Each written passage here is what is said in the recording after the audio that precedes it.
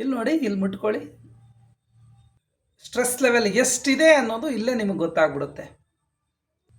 ಇಲ್ಲಿ ಈ ಪಾಯಿಂಟ್ ಕಣ್ಣಿನ ಹುಬ್ಬಿನ ಈ ಸೈಡ್ ಈ ಭಾಗ ಇದೆಯಲ್ಲ, ಸೊ ಇಲ್ಲಿ ಈಗ ಜಸ್ಟ್ ಈಗ ಬೆರಳು ಆಡಿಸಿ, ಸ್ವಲ್ಪ ಪ್ರೆಷರ್ ಹಾಕಿ ಆಡಿಸಿ.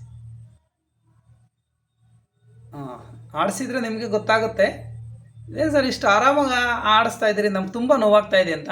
ಈ ಕೆಲವು ದಿನಗಳ ಹಿಂದೆ ಒಬ್ರು ಬಂದಿದ್ರು, ಸರ್ ಏನೋ ಮೂಗಿಗೆ ಔಷಧಿ ಹಾಕ್ತಿರಂತಲ್ಲ, ಯಾರೋ ಹಾಕ್ಸ್ಕೊಂಡಿದ್ರು, ಅನುಕೂಲ ಆಗಿದೆಯಂತೆ, ನನಗೂ ಇಲ್ಲಿಗೆ ಕಳಿಸಿದ್ರು ಅಂತ. ಏನು ತೊಂದರೆ ಅಂತ ಹೇಳಿದೆ. ಅವ್ರಿಗೆ ಸ್ವಲ್ಪ ತಲೆನೋವಿನ ಸಮಸ್ಯೆ ಇತ್ತು. ನಾನು ಮೊದಲನೇ ದಿನ ಡ್ರಾಪ್ಸ್ ಹಾಕಿ ಮೂಗಿಗೆ ಮಸಾಜ್ ಮಾಡಿದೆ. ತದನಂತರದಲ್ಲಿ ಹಣೆ ಭಾಗದಲ್ಲಿ ಸ್ವಲ್ಪ ನಯವಾಗಿ ಮಸಾಜನ್ನು ಮಾಡ್ತಾಯಿದ್ದೆ. ಮಸಾಜ್ ಮಾಡಬೇಕಾದ್ರೆ ಈ ಭಾಗಕ್ಕೆ ನಾನು ಬೆರಳು ಹಾಕ್ತಿದ್ದಾಗೇ ಜೋರಾಗಿ ಕಿರ್ಚ್ಕೊಂಡ್ರು. ಸರ್ ತುಂಬ ನೋವಾಗ್ತಾ ಇದೆ ಸರ್ ಅಂತ. ನಾನೇನು ಒತ್ತಡ ಹಾಕಿರಲಿಲ್ಲ ಅಥವಾ ಏನು ಸೂಜಿನ ಚುಚ್ಚಿರಲಿಲ್ಲ, ಏನಿಲ್ಲ.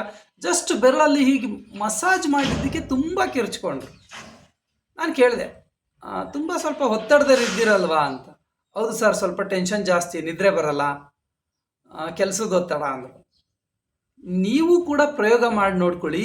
ನೀವು ಈ ಭಾಗದಲ್ಲಿ ಮುಟ್ಕೊಳ್ಳಿ, ಈ ಭಾಗ ಕಣ್ಣಿನ ಹುಬ್ಬಿನ ಈ ಸೈಡ್ ಇದೆಯಲ್ಲ, ಸೊ ಈ ಭಾಗದಲ್ಲಿ ಇಲ್ಲಿ ನೋಡ್ರಿ, ಇಲ್ಲಿಂದ ಇಲ್ಲಿ ಬರುವಾಗ ನಿಮಗೆ ಒಂದು ಸ್ಟೆಪ್ ರೀತಿ ಸಿಗುತ್ತೆ. ಯಾರು ಮಾನಸಿಕ ಒತ್ತಡದಲ್ಲಿ ಇರ್ತೀರೋ ಅವ್ರಿಗೆ ಈ ಒಂದು ಸ್ಟೆಪ್ ಸಿಗುತ್ತೆ. ಮತ್ತು ಇಲ್ಲಿ ನಾವು ನೋಡಿ, ನಾನು ಈಗ ಇಷ್ಟು ಒತ್ತಡ ಹಾಕಿದ್ರು ನನಗೇನು ಪೇಯ್ನ್ ಆಗ್ತಿಲ್ಲ. ಬಟ್ ಯಾರಿಗೆ ಒತ್ತಡ ಜಾಸ್ತಿ ಇರುತ್ತೋ, ಮೆಂಟಲ್ ಸ್ಟ್ರೆಸ್ ಜಾಸ್ತಿ ಇರುತ್ತೋ, ಅವ್ರಿಗೆ ಹೀಗೆ ಮುಟ್ಟಿದ್ರೆ ಸಾಕು ಬಡ್ಕೊಳ್ತಾರೆ. ಹಿಂಗೆ ಟಚ್ ಮಾಡಿದ್ರೆ ಸಾಕು ಆ ಭಾಗದಲ್ಲಿ ಅವ್ರಿಗೆ ಹೆಚ್ಚುವಷ್ಟು ನೋವಾಗುತ್ತೆ. ಸೊ ನೀವು ಇದನ್ನು ಪ್ರಯೋಗ ಮಾಡಿ ನೋಡ್ಕೊಳ್ಳಿ, ನಿಮಗೆ ಗೊತ್ತಾಗುತ್ತೆ. ನಿದ್ರೆ ಸರಿಯಾಗಿ ಆಗಲಿಲ್ಲ ಅಂದರೂ ಕೂಡ ಅದಾಗುತ್ತೆ. ತೀವ್ರ ತಲೆನೋವು ಬರ್ತಾ ಇದ್ರೂ ಕೂಡ ಅದಾಗುತ್ತೆ. ಸೊ ಅದಾದ ನಂತರ ಒಂದು ವಾರ ಸತತವಾಗಿ ನಾನು ಅವ್ರಿಗೆ ಇಲ್ಲೇ ಘೃತಾಮೃತ ಪ್ರದರ್ಶನವನ್ನು ಮಾಡಿದೆ. ಅದಾದ ಮೇಲೆ ಇವಾಗ ಮುಟ್ಟಿದ್ರೆ, ಇಲ್ಲ ಸರ್ ಇವತ್ತಷ್ಟು ನೋವಿಲ್ಲ ನನಗೆ, ಸ್ವಲ್ಪ ಆರಾಮಿದೆ, ಮೊದಲನೇ ದಿನ ಮುಟ್ಟಕ್ಕೆ ಆಗಲಿಲ್ಲ ಅಂತಾರೆ. ಸೊ ಅಷ್ಟರ ಮಟ್ಟಿಗೆ ಈ ಘೃತಾಮೃತ ನಮ್ಮ ನರಬಳ್ಳಿಗಳ ಮೇಲೆ ಕೆಲಸವನ್ನು ಮಾಡುತ್ತೆ. ನಮ್ಮ ಮಾನಸಿಕ ಒತ್ತಡವನ್ನು ಕಡಿಮೆ ಮಾಡಿಸುತ್ತೆ, ನಿದ್ರೆ ಚೆನ್ನಾಗಿ ಬರೆಸುತ್ತೆ, ನಮ್ಮ ನರಗಳಿಗೆ ಆಗ್ತಾ ಇರುವಂಥ ಸ್ಟ್ರೈನು ಕಡಿಮೆ ಆಗುತ್ತೆ. ಸೊ ಇದನ್ನು ನಾನು ಎಷ್ಟೇ ಹೇಳಿದ್ರೂ ಕೂಡ ಅದು ನಿಮಗೆ ಅನುಭವಕ್ಕೆ ನಿಲುಕಲಾರದು. ಸ್ವತಃ ನೀವು ಅದನ್ನು ಹಾಕ್ಕೊಂಡು ಅನುಭವಿಸಿ, ನಿಮಗೂ ಗೊತ್ತಾಗುತ್ತೆ.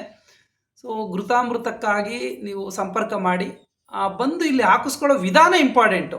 ಏನು ಘೃತಾಮೃತ ತೊಗೊಂಡು ಹಾಕ್ಕೊಳ್ತೀವಿ, ನೀವು ಸುಮ್ಮನೆ ಹಾಕ್ಕೊಳ್ಳೋದ್ರಿಂದ ಅಲ್ಲ, ಜಸ್ಟ್ ಅದಕ್ಕೆ ಪೂರಕವಾಗಿ ನೀವು ಮಾಡ್ಕೋಬೇಕಾದಂಥ ಸುಲಭವಾದಂತಹ ಮಸಾಜ್ಗಳು ಆ ಮೂಗಿನ ಭಾಗದಲ್ಲಿ, ಹಣೆ ಭಾಗದಲ್ಲಿ, ಅದನ್ನು ನೀವು ಬಂದು ಇಲ್ಲಿ ಒಂದು ಸಲ ಅಥವಾ ಸಾಧ್ಯವಾದರೆ 2-3 ಸಲ ಹಾಕ್ಸ್ಕೊಳ್ರಿ, ತಪ್ಪಿಲ್ಲ. ಇಲ್ಲಿ ಬಂದು ಕಲ್ತ್ಕೊಂಡು ಆನಂತರ ಅದನ್ನು ಮನೆಯಲ್ಲಿ ಅನುಸರಿಸ್ತಾ ಬನ್ನಿ.